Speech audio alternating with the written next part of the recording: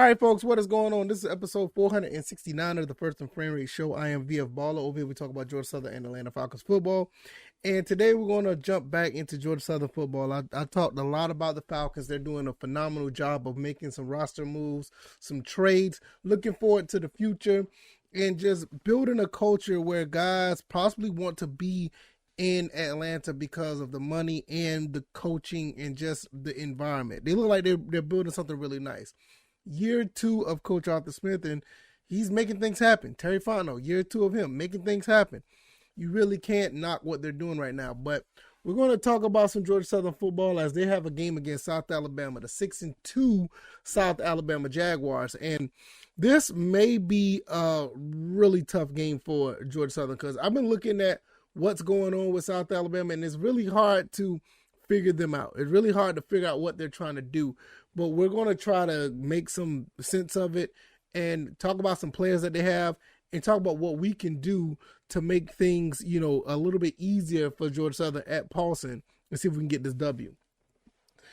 If it's your first time here, welcome. I could be found on YouTube and Rumble. I'm also on Anchor, Stitcher, Spotify, Apple, and Google Podcasts. All the links are down in the description if you want to support. I'm also opening up a locals. If you don't know anything about locals, you can look it up. I'm not going to put the link out there yet because there's nothing there. I want to have it up and running by Monday, but I'll probably have the link up at the end of the week so you guys can go over there. I'll probably have a couple things posted. We'll talk about some things on that end, but we will get into all of that at a later time. Let's get into this right here. Georgia Southern goes up against the South Alabama Jaguars. These guys are 6-2. They had a pretty good, season so far. I want to give you a quick rundown of what we're looking at here when Georgia Southern hosts South Alabama.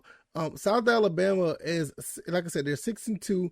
The full schedule, if you look at what they've done this season so far, they have beat up on a few teams. They lost by 1 point to UCLA at UCLA. Very close of winning that game, and really, really unfortunate that the Sun Belt couldn't continue to show their strength by beating UCLA, because around that time, Georgia Southern beat Nebraska, and, Texas A&M went down to Appalachia State, and Marshall did their thing against Notre Dame. South Alabama around that time would have continued to show what they can do. But when you look at what they've done for the season, between that and the Troy game, those are only 2 games that they lost. Now, Troy looks really good in the Sun Belt West. And it looks like they're going to be running away with that division overall at 5-2. They're looking pretty good. But when you look at what South Alabama has done, the wins that they have are from fairly, okay teams. I'm not really reading this team very well when it comes to, are they really that good, or they're just beating up on a bunch of, lower end teams? Because they beat Nichols 48-7. They did beat Central Michigan 34-28, which is fairly impressive. Then they turned around and lost to UCLA by 1. But look at the rest of the games that they played. They played against Louisiana Tech, Louisiana, UL Monroe. I don't know why I got tongue tied there. UL Monroe. So they went through the state of Louisiana and just beat up on all their teams. And the only ones they haven't really touched was Tulane and LSU. But, so they went through Louisiana. But after leaving the state of Louisiana, they end up losing to Troy, but they turned back around and beat Arkansas State 31-13. When you look at what this team has done, they look like they're going to be a prominent and respectable opponent for Georgia Southern. But looking at the teams that they face, I don't think they face a team like Georgia Southern. Now, that doesn't, I want to get hyped up about that because Georgia Southern can do very well if they, basically don't turn the ball over. Georgia Southern can do really well, but South Alabama is 6-2 for a reason. So this is where I don't know how to read this. I don't know what to read on this team. As of right now, South Alabama is somewhat of a favorite, 4-point spread, which that don't really mean nothing. I mean, as far as I'm concerned, it's almost a push game, pick me. And with Georgia Southern being at home, and the matchup predictor for ESPN has us winning, 53% to 47. So I don't know what that ESPN analytics really entails, but at the end of the day, I think Georgia Southern has a very good chance of winning this game. It's just that I don't know much about South Alabama because even though I looked at a few games that they played, not all of them, but a few not all the games, but a few games here and there, I just don't know what to make of this team. You have a quarterback oh goodness, I forgot his first name just that quick, Carter Bradley, that just looks pretty solid. He looks pretty solid. Not much to say about that. 14 touchdowns and 5 interceptions. You also have what's his name, LaDamian Webb, who's actually been running the ball pretty well. Jalen Wayne, wide receiver, and James Miller at linebacker. Now, this is the thing I want to do. I don't want to talk about the offense just yet.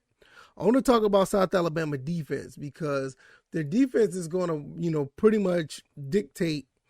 Well, the way we react to their defense is going to dictate how this game goes. If we can be able to put up points on this defense, it's going to be a long day for South Alabama. Because I don't think any team in the Sun Belt could really go, continuously go toe-to-toe with Georgia Southern as far as outscoring us. I don't think there's no team that can do it. Now, the only thing we have to do to not have a problem with that, we can't just turn the ball over. I mean, all the other teams that we had, we basically was outscoring them like crazy, but we end up turning the ball over here or there, and it just doesn't work out for us. So if we are really, we protect the ball, we play the way we do. I think that their defense is not going to, show up to take on a task of, beating up on our Georgia Southern Eagles. So let's look at their defense. James Miller is their leading tackler. Now, he has a total of 44 tackles, 24 of them solo, 20 of them are assisted.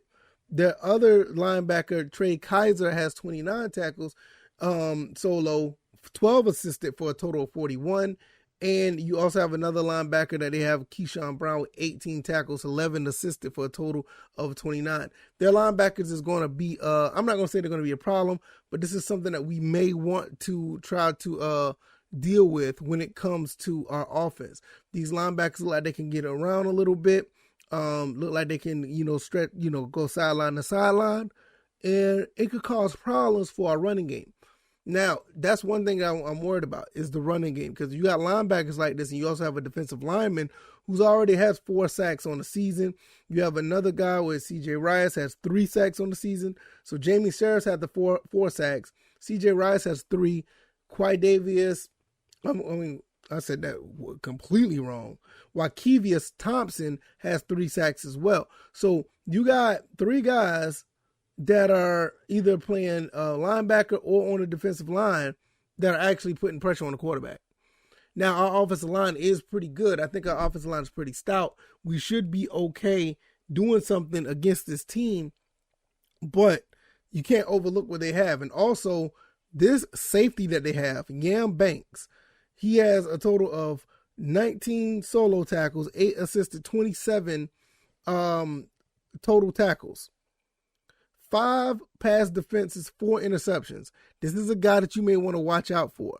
We like to pass the ball a lot, so that's pretty much going to be the concern for us. The running game, I think we'll be able to do something with the running game, even with these guys in their front 7. But that safety, that's one guy I'm going to be worried about. The rest of their cornerbacks, they're not too shabby themselves. You have Liddell Luther Jr., 5 pass defenses for 1 interception. You also have DeShazer Jr., who's a linebacker who has an interception as well. So you got some guys on this defense that's actually pretty stout. But like I said, I don't know how to, really read this team because they played a lot of teams that outside of the UCLA game, they're playing a lot of teams that are, I'm going to be quite honest, they're pretty inferior this year. Arkansas State, ULM, Louisiana Monroe, so I'm going to say Louisiana Monroe, UL, and Louisiana Tech. The only team that's formidable that I see that they had trouble with was UCLA and Troy, and they lost to Troy, and they lost to UCLA. Now, the UCLA game is a little different story, but against Troy, they was only be able to put up 6 points. Now, can our defense do something about that? I don't know. Our defense has not been the best, But I feel like we can make prominent stops at certain times to slow down this offense. Now, the offense themselves, they put up 31.6 points a game. They only allow 17 points, so something's going to have to give. I think that we're going to score more than 17. I'll be highly surprised that we don't score more than 17 at Paulson. Also, another thing about the South Alabama Jaguars, they only give up 86 yards a game rushing. That's going to be a test to see if we can run the ball. Now, we also had an issue with running when we played against James Madison. Well, we was able to do some things, with a team that really didn't, allow too much rushing. Same thing with Old Dominion. They didn't allow much rushing. They didn't allow much passing, but we was able to do some things, especially in the running game at Old Dominion. So maybe we can find a way to basically keep these guys honest by running the ball. I think if we do that, and I think we're well capable of doing it, we should be fine. Now, running the ball on their side, Damian Webb is no slouch. Dude already have over 640 yards, 9 touchdowns. Carries and touchdowns is very similar to Jalen White. Now, I don't know who their backup running back is, but it's going to be very hard for this defense to kind of game plan for both running backs when you look at Gerald Green come in and probably make some things happen. And even though we did lose Amari Jones, we still got a handful of receivers that can make some things happen. Got a good bit of them that can make some things happen. So when we stretch out this defense, we're really going to see what this South Alabama Jaguars defense is all about. Because we go 4 or 5 wide, or we go 4 wide with 1 in the backfield. It's going to be interesting to see if they can slow that down. Then it could be a long day for the Eagles. I expect Kyle Van Treese to have an efficient game once again. They're probably going to try to play it safe unless they see something that they like, and they'll let Van Treese rip for another 500, 400, maybe 300-yard game. But from what I see here, I would not be surprised if you see somewhat of the same type of game plan that they had against Old Dominion. It worked, and for the most part, the Georgia Southern offense looked pretty efficient and balanced. And to be honest, that's what I would like to see. As long as it's working, I'm okay with it if you just pass all day or run all day. But I would like to see more of a balanced attack to keep the defense honest and on their toes. And I think that, for the most part, Georgia Southern should be able to do that. Jalen White should be able to have a pretty decent game. Now, what I will say is, they do have that one safety back there, and they got a cornerback that's so-so. I don't think these guys could cover every type of guy that we have on the field that's a pass catcher. I don't think they can. I mean, you still haven't talked about a couple of tight ends that we still have on the roster that are more than capable of making things happen with the ball. You still got guys that can catch out the backfield on our team. Jalen White can catch out the backfield. O.J. Arnold's another one that can catch out the backfield. Gerald Green, you just give him the ball and he can go.